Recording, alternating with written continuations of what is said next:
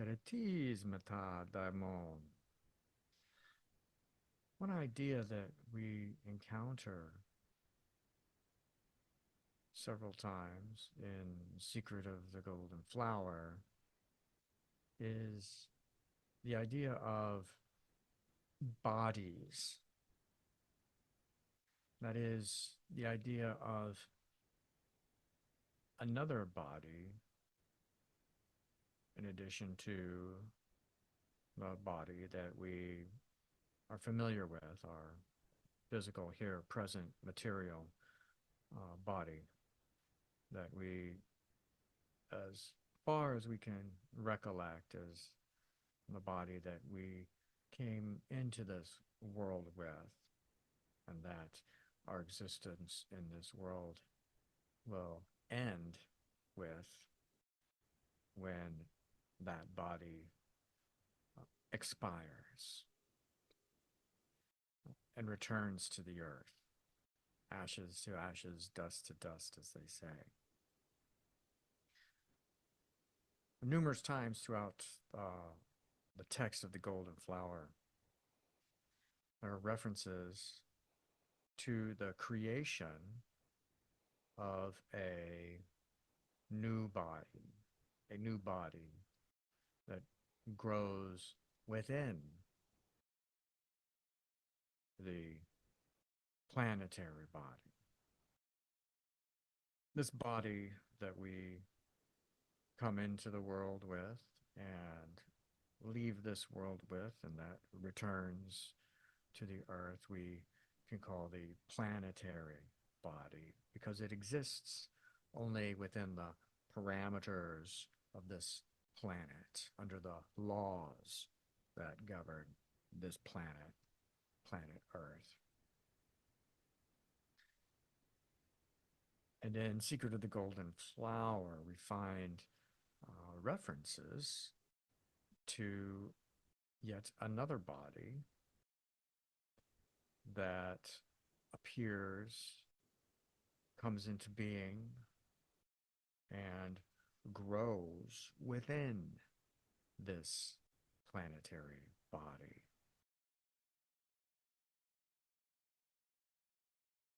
And in fact, much of the work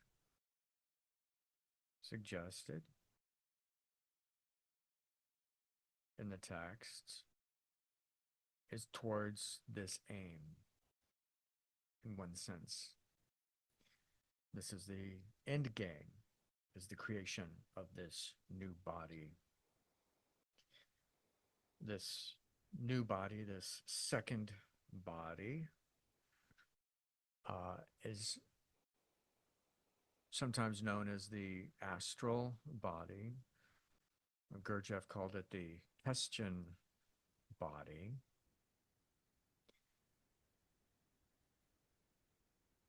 And it's important not to get too carried away, especially with a term like astral body, because that term exists out there in a lot of the New Age community and literature, and it's conceived as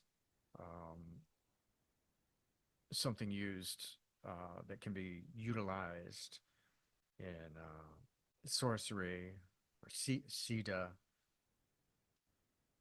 that you can send this body out to go do things for you. But the nature of the astral body as revealed in this teaching is not for that sort of a conventional or lowly function, but rather it's more conceived as a vessel or vehicle by which one's consciousness, one's immortal soul might continue beyond the death of the planetary body. Now, as is perhaps already apparent. This idea doesn't necessarily originate in ancient Chinese Nidan because we find it in other sources. One passage from the Golden Flower which mentions it is as follows. The scarab rolls his ball, and in the ball there develops life as the effect of the undivided effort of his spiritual concentration. If now an embryo can grow in manure and shed its skin, why should not the dwelling place of our heavenly heart also be able to create a body if we concentrate the spirit upon it?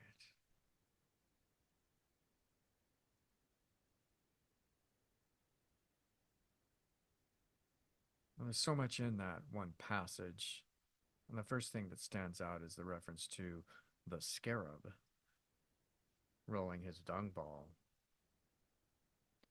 And many of us will stop and say, I thought that that was Egyptian. So there's a connection or there's a commonality there between Egyptian and this ancient Chinese Nidan, with the idea of a second body that is created by the will and consciousness of the individual. And in the Egyptian, we think of the idea of perhaps the idea of the Ka being created as a result of this. But there's also a wonderful passage that I wanted to share with you uh, from the Vedic literature, which really reveals quite a lot. And this is from the Ramayana, which is the epic covering the adventures of the avatar Rama and his fellow avatar Hanuman, the monkey god. And this is a portion in the epic where Rama has met and had some interactions with Shabari, who's a famous rishi or enlightened initiate. And they've had some interactions here. And this is from a translation, the translation of the Ramayana by Ramesh Menon, translated into a narrative story form rather than the poetic form. Shabari glowed, and her gaze never left Rama's face. When they had eaten, her eyes still on him, Shabari said to Rama, I am at peace now. I have fed you the fruit of Matangavana, and I am ready to leave this world. Taking her hand again, Rama said, You are the purest of the pure. Being with you has renewed my heart, and eating your fruit has made my faith strong in my time of fear. May you reach the heavens of the rishis whom you looked after while they lived in the world. Dear Shabari, you have my blessing. She was a Brahmamigani, free of attachment, and she worshipped Agni Deva now. She touched holy water with her fingers. Before Rama's eyes, she yoked the inner fire and, with Agneyi, made herself a mass of flames. Soon she was white, murmuring ashes. From those ashes rose a youthful woman of ethereal beauty and prostrated herself before Rama. When he blessed her, Shabari rose, immortal, into Devaloka. Really a beautiful passage, which warrants just a little bit further inquiry. First, they say she was a Brahma Magyani,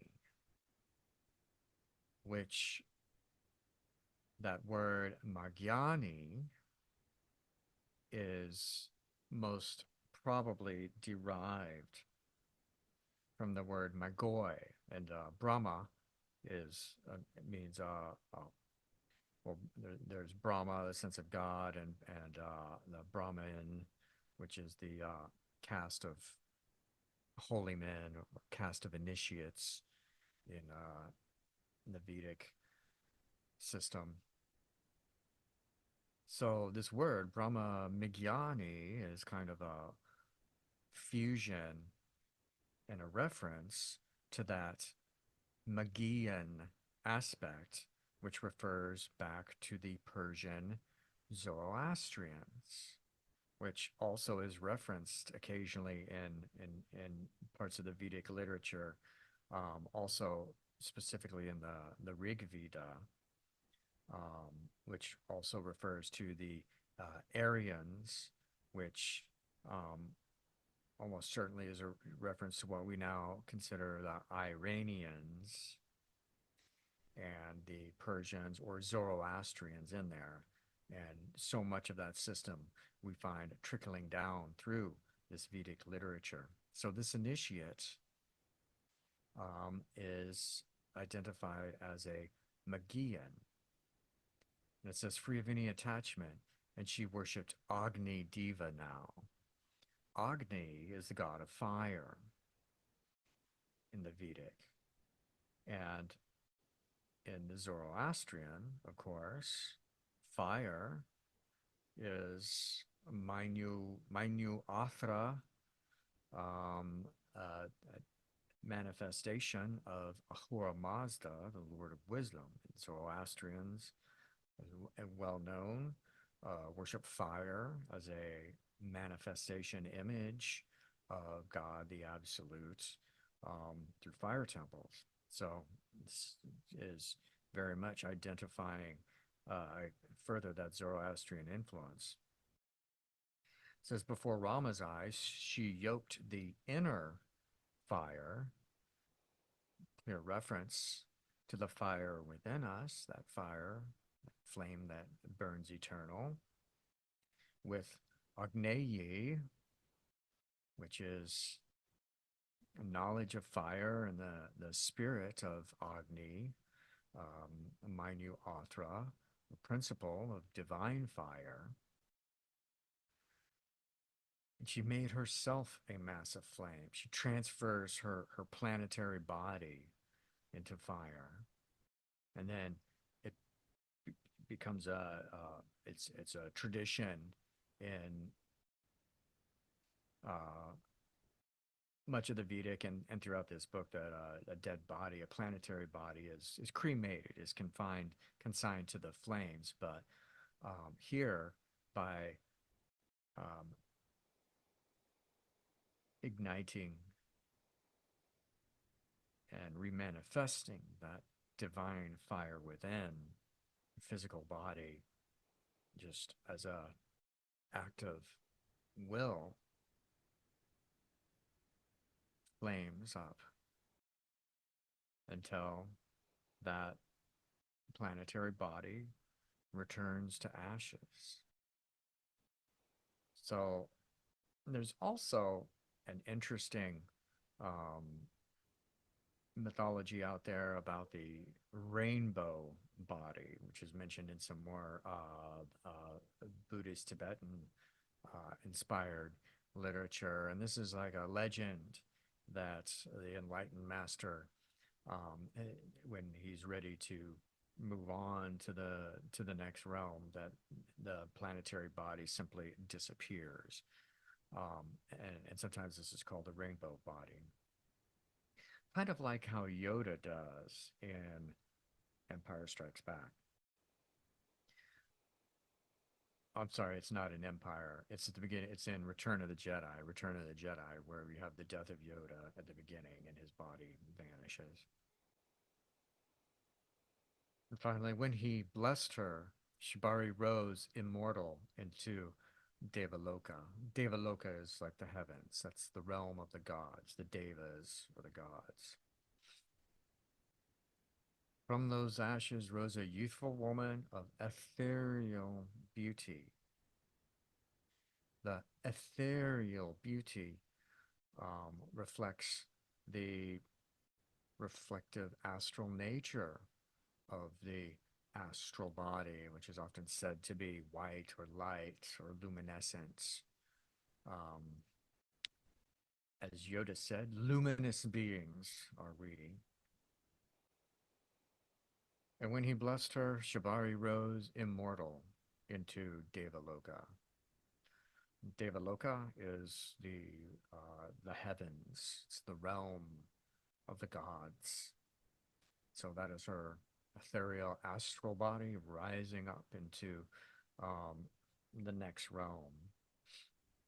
The planets, the stars, which in Hinduism, the planets and the stars are acknowledged as part of heaven. It's literally where it's all at. Rama and Lakshmana looked on with tears of exaltation in their eyes, because what's being referred to here is such a beautiful and emotionally stirring act. Again, this helps us to understand the spirit under which this sort of effort is undertaken.